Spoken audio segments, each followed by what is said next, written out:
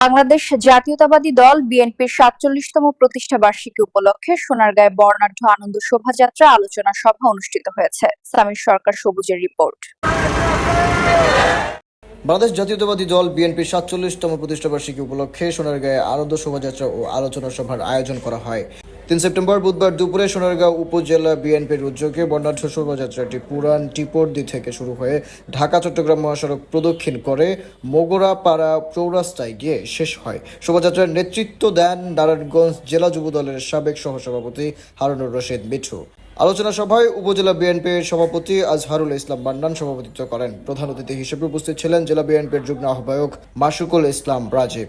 বিশেষ অতিথি ছিলেন উপজেলা বিএনপির সিনিয়র সহসভাপতি কাজী নজরুল ইসলাম টিটু এবং পৌরসভা বিএনপির সভাপতি শাহজাহান মেম্বার। এ সময় হারুনুর রশিদ মিঠু বলেন, বিএনপি জনগণের দল এবং প্রতিষ্ঠাবার্ষিকী উপলক্ষে দলের ভারপ্রাপ্ত চেয়ারম্যান তারেক রহমানের নির্দেশে সোনারগাঁওয়ে জনকল্যাণমূলক কর্মসূচি দেওয়া হয়েছে।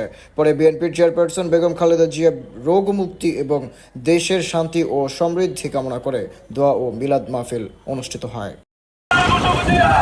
News desk ২৬ television. ২৬ টেলিভিশন, মাতৃভূমির বন্ধনে।